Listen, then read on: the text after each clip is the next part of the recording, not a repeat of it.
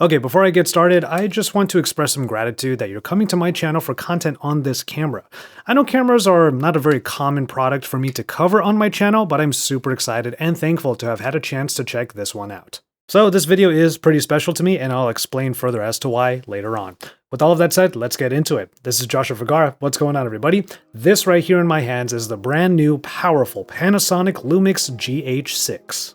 Now, because I'm not generally known for being a camera reviewer, here's a quick note.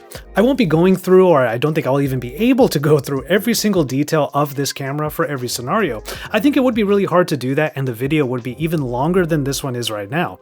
Shouts out to the YouTubers who do that kind of content, and of course, those videos are available for you to check out after this one. I think the best that I'll be able to do is give my thoughts and perspective relative to how the GH6 fits into my own workflow, which is studio work, like what you're seeing right now, and a little bit of run and gun vlogging involved, and I think that this camera does all of that really well. Right off the bat, you're going to notice the larger body, even larger than the GH5. With all of the features and capabilities that Panasonic is putting into their Micro Four Thirds cameras, I think it kind of makes sense. But for anyone that's looking for like a simple or minimal, nimble camera that they can take pretty much literally anywhere, this might not be at the top of their list. The biggest addition to the GH6 body is this fan that is behind the pop-out screen.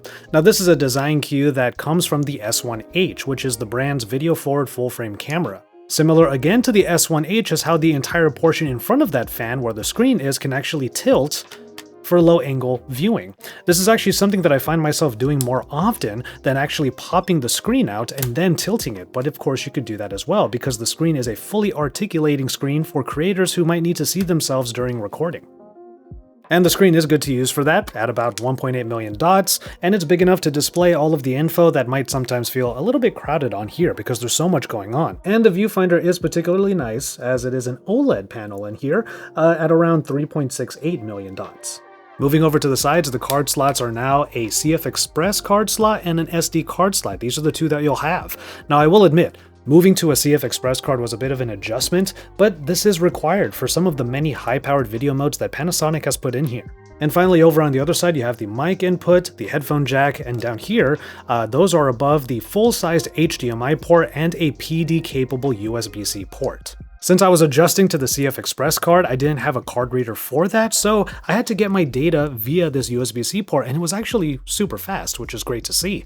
And as a matter of fact, if you have the right power adapter, you can not only power the GH6 for shooting, you can actually shoot and trickle charge the battery at the same time. Speaking of that battery, what we have here is the BLK22. This is somewhat similar to the GH5 battery, but not quite the same. You see, if you use a GH5 battery in the GH6, you're going to notice that certain video modes are actually grayed out because those require a little bit more power. One thing I will say though is that this battery is the same that is used on the Panasonic S5, which I'm using right here for the A-roll camera, so I had a couple of spares lying around. Now, having a spare will likely come in handy if you're constantly shooting at things like high resolution or high frame rate, or both. If there's one thing I've always enjoyed about Panasonic cameras more than any other, it's their ergonomics. Lumix cameras always have a plethora of controls that are highly customizable, and I encourage you to experiment with the buttons no matter what GH camera you might have. You still have your similar layout up here for things like white balance and ISO, multiple dials that all feel really nice, but the record button up here is actually moved back a little bit to make room for a dedicated audio key. Hitting this button will get you to pretty much all of the audio settings that you could want, from levels to toggling the up to 4 channels of sound that you can get when adding things like Panasonic's own hot shoe mounted XLR adapter. This is way more convenient than going through the actual menu system to get to your audio settings, which is usually what you have to do on other cameras. Now, around the admittedly protruding screen area, there are a couple of additions. Dedicated back button focusing is now here, which is something that I was introduced to in the Panasonic S5, and it's now my preferred method for autofocusing. Over on the other side is actually a lock toggle as well. Personally, I haven't used this for too many things yet, but you can set which buttons on the camera will lock when you snap this over. Maybe you just want to lock one particular button, like for example, this new record button that's found here on the front. It's just found down here in the corner, and it's another way of triggering recording, admittedly easier to reach when you're doing things like A-roll. And I just pressed it. On the front is another function button that is originally set to give you a persistent focus preview even when recording, but I actually changed it to instead give me a quick shortcut to various variable frame rate settings. Usually these buttons are customizable if you hold down on any of them until a menu comes up asking you what you want that shortcut to be. Of course, you could just go into the menus and change up those buttons as well. I really encourage everyone to do that no matter what camera you're using. Here's a prime example. If I am vlogging and I'm holding the camera in this manner, I have the back button here, right here on the bottom where my middle finger is, set to also be an autofocus button, just in case I need to make sure the camera is focused directly on me. In general though, the menu system is pretty familiar compared to previous Lumix offerings, and while it might take a little bit of time to learn the ins and outs of the camera, it's really not that hard to get used to it. Okay, I've gone long enough, let's go ahead and talk about actually shooting with the GH6. Some of you out there might not have had a micro four thirds camera in quite some time, so here's a quick refresher. Under this kit lens that comes with the bundle set is, yes, still a micro four thirds sensor. That will come with it the usual caveats compared to full frame cameras. However, Panasonic have re-engineered the sensor to address many of the needs of creators like myself. We finally have a jump in megapixel count, moving away from the 20 megapixel sensors of the past number of years and going up to 25.2. Now around that sensor, quite literally, is an improved 5-axis image stabilization system that builds upon the already great stabilization that was introduced in the GH5. When you pair the IBIS with lenses like this kit lens that have OIS installed as well, the Dual IS2 system can provide 7.5 stops of stabilization, which actually ties into the main focus of the camera upgrades. If the sensor is the heart of the camera and it's more powerful than ever, well, so is the brain. The processor called the Venus engine has gotten a significant boost, allowing Panasonic to add more computational capabilities for photo and video. Now, to be fair, I don't shoot photos nearly as much as I shoot video, but I did try to give it a bit of a spin. The GH6 has a 100 megapixel high resolution mode, which is actually one of the items here on the left dial. You go over there and it's going to use the updated processing to take multiple shots from the 25 megapixel sensor and then throw them together for that huge 100 megapixel final image. This actually isn't particularly a new feature, we've seen it in other cameras before, but the stabilization system here lets you get those photos handheld this time, which is pretty nuts. Normally you'd have to put the camera on a tripod, but with the GH6 and perhaps some stable handling, the same result can still be achieved. Now, is this something that I would personally use a lot?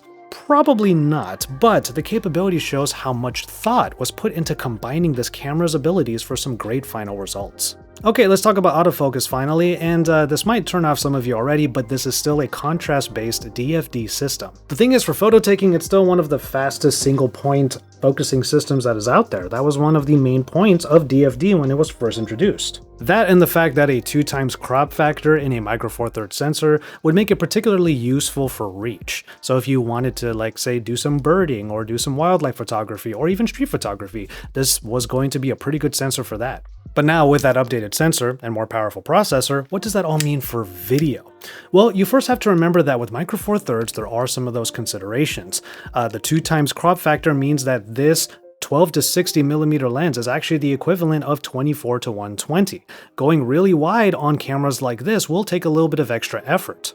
Also, because of the smaller sensor size, both low light performance and, let's say, super rich bokeh will obviously be less on here than on larger sensors. But because of how much Panasonic is putting around the sensor to really support it, the GH6 actually comes out as one of the most capable cameras at its size and price point. So with that in mind, why don't I go ahead and switch out this Panasonic S5 that has been recording my A-roll for now, and I will switch that out with the GH6 for the A-cam. And there you go, I'm at 12 millimeters here on the 12 to 60, which makes it the same focal length that I was using with the Panasonic S5. So I was talking about the sheer amount of things that Panasonic is putting in here to support the new heart and brain.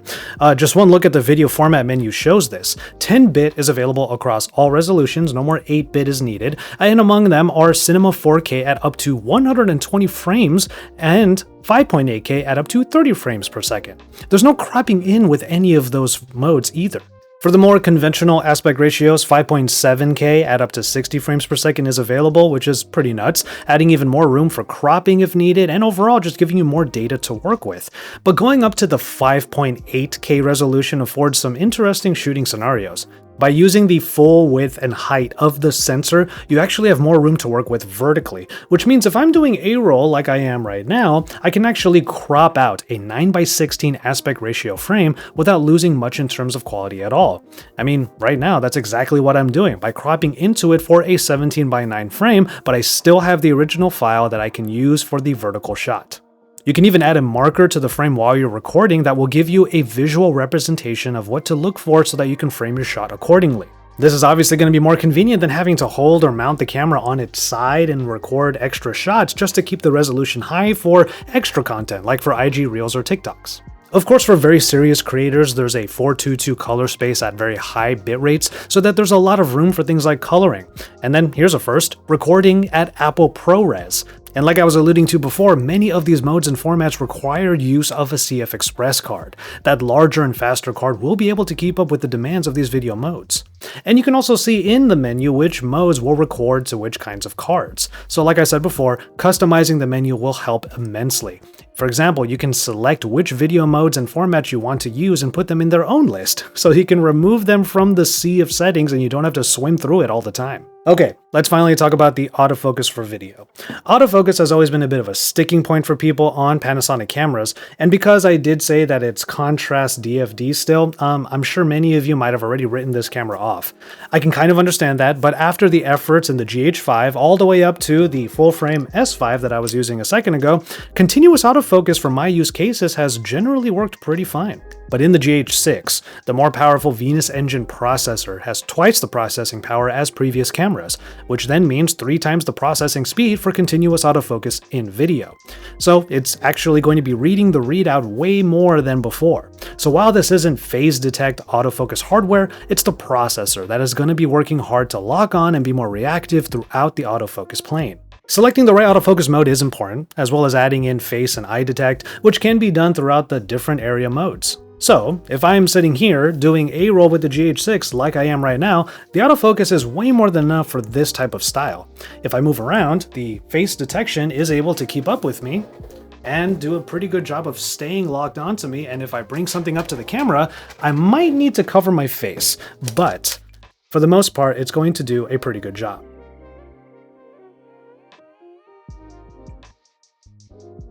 So how about a different scenario, like using this camera as, say, an overhead rig? I actually have a spot made just for it, and while moving around, the autofocus is able to figure things out fairly quickly. From time to time, I might have to wait for it to lock onto the subject, and there is still a measure of hunting that's going on in the background, but this is about as good as the DFD system has ever been, which is perfectly fine and suited for my controlled studio scenario. I do want to keep it a buck with you though, while I do think the autofocus is improved this time around, especially for A-roll and to some extent for B-roll shots, if I'm truly honest, I would still go for phase detect cameras for my overhead rig if it is available to me. The improved autofocus can still be quite effective for vlogging though, as you'll see in these clips where I took the bundle kit out to the Huntington Gardens. Alright, and here we are with some vlogging getting done here at the Huntington Gardens. I'm using the full kit right now, so the GH6 obviously, but with the 12 to 60mm lens that comes with it. It's a premium Leica lens. Interesting that they have that as the kit lens. By the way, quick shout out to the person that walked by me and Isa and said loudly and in a crowded space, "Was that the GH6? If you're watching this right now, yes, it was the GH6, and yes, that was me. Thank you for watching this video. Hit me and everyone else up in the comments below. A couple of quick notes here. I am using this camera just fully handheld, no tripods, no gimbals, no nothing. And I feel very confident with this camera that it's going to get stable footage because the stabilization should be really great here on the camera. Another part of the Micro Four Thirds equation that had to be addressed is low light performance. Again, the updated sensor and processing helps via what is called dynamic range boost. This is exactly what it sounds like. The processor is putting in extra legwork with different exposures of the video in real time to help boost the DR of the footage. When I'm shooting, I have it set to this lower button on the front for easy access, and when turned on, the dynamic range boost makes the lower limit of ISO in video be 800. For vlog footage, it's actually 2000. I did a couple of tests just at ISO 800, keeping it there, and with the help of an ND filter in some obvious situations, to see what the noise levels might be like with the boost on or off. And with the boost on, it does seem that there's a bit more dynamic range while lowering the amount of noise by a noticeable, if not massive amount. Practically speaking, if I were to find myself in a situation where I have to go high on the ISO anyway, I would just turn on that dynamic range boost, which will give me that little boost in the quality of the footage in what might be a less than ideal lighting situation. Got some mist coming down up there. The closest thing I'll have today is to show off weather sealing on this. I'm not worried about that because even with the fan on the back and right in front of that screen, it's still weather sealed. You'll still be able to use this and weather sealed lenses in harsher environments without the worry that the camera is going to get damaged. I did mention vlog a second ago, so let me just quickly say I don't really shoot in vlog much at all. Honestly speaking, as a YouTuber that puts out content at an ideally constant pace, removing steps like adding LUTs and color grading helps the process. Besides, I've been pretty happy with Panasonic's color profiles already anyway, and these days I keep it at Cine-like V2. So the fundamentals are getting addressed, but the reason why I call the GH6 such a beast is because there's so many additions on top of the fundamentals. All of the video resolutions and frame rates are a prime example, and while I only mentioned it earlier, I have to say now that doing 4K at 120 frames per second for the first time on any of my cameras has been a new creative layer. 120 FPS asks for a massive amount of light given the optimal settings, so shooting outdoors has been a go-to. The stabilization is better than anything I've used thus far, and that is particularly awesome for me because good IBIS means I've used tripods way less over the last few years. I mean, if you've watched a fair amount of my smartphone content over the last couple of years, you might notice that I have very few static shots now because I just put the phone in one hand and then peer through the viewfinder of my camera in the other. With the right lens paired with the camera, the IBIS is actually so good that I don't even have to turn on the electronic stabilization, which is another layer on top of the IBIS, but it adds a small crop. As a matter of fact, the EIS was off for almost all of the footage taken at the Gardens. It was at the Gardens that I was using the 12 to 60mm lens, which is Leica made and quite the premium lens compared to your typical kit lenses. An aperture of f2.8 to 4 makes it decently fast on the wide end, but it's its OIS built in that was definitely pairing well with the GH6. So the bundle might be a good starting point if you're looking at the GH6 as your first foray into the Micro Four Thirds world. What I adore about Micro Four Thirds, however, is the prime lens selection. All of the primes that you're seeing here are at f1.7 and cover the range of focal lengths that I need while remaining super small. While the GH6 body might be large, these primes kind of make up for it if you want to have a good travel kit. This 15mm lens is my usual A-roll and general purpose lens, while this 42.5mm lens is my portrait glass that can help me also get dramatic B-roll. And then there is this 25mm f1.7, which is one of the most affordable nifty 50 lenses ever, so it could be a great first lens to get if you're new to the system. Clearly, I'm a big fan of the GH6 and Panasonic cameras in general. I went ahead and left the GH6 here on the A-cam. I'm just going to continue to get B-roll after the fact, but let me just say this. It's no stretch to say that I've built my career on YouTube on GH cameras, because that's literally what happened. Here are my GH3, my GH4, and my GH5. And I started with the GH1. I skipped the GH2 because at the time I was still in college and I didn't have enough money for it, but then after that, as I moved into the world of YouTube, the GH line was definitely what I got every single time it was released. And every year the GH line has brought more to the Micro Four Thirds and honestly, the creators market. And I think the GH6 definitely continues that tradition. With an overwhelming amount of capabilities and the quality to back them up, I think YouTubers will be more than happy with this camera's offerings. The GH6 won't be perfect for rapid-fire run-and-gun vlogging, but the considerations that vloggers have had to make before with the GH line are more improved now. I think for a lot of people, the question is whether or not a camera this big, given the format of Micro Four Thirds, is worthwhile to use for things like vlogging. Is it a bulky camera? Compared to everything that came before it? Yeah, it is. But I still think it's got so many capabilities for the size that it is. And clearly today, I have been using it to good effect. You just have to have the right lens for that vlogging effect. It might not be the most travel-friendly camera compared to, let's say, previous GH cameras, but not even the GH5 could do 5.7K at 60 frames or 4K at 120. Not to mention the improved, if still not yet totally perfect, autofocus system, and the updated sensor that helps it perform in more situations than ever before.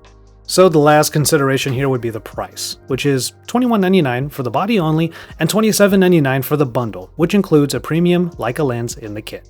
And so there you have it. Wow, this might be the longest video I've ever done on a single product. The GH6, the Panasonic GH6. My whole career of using GH cameras and one S5, has come to this. But for more on tech, like this beastly camera that I just did a video on, make sure you subscribe to my channel. Again, thanks so much for sticking with me on this video. It's a special one for me, and honestly, if you got anything from this video, I'll be happy because I'm still pretty new to camera content. Sound off by hitting the like button and by getting into the comments. Will you be getting a GH6? What are you stoked for? And what else do you want to know about this camera? I'll do my best to share my thoughts on it if you just let me know in the comments. From there though, I'm going to go ahead and call it on this long video. Thank you so much for watching. Please take care of yourselves and each other, and enjoy your tea, everybody.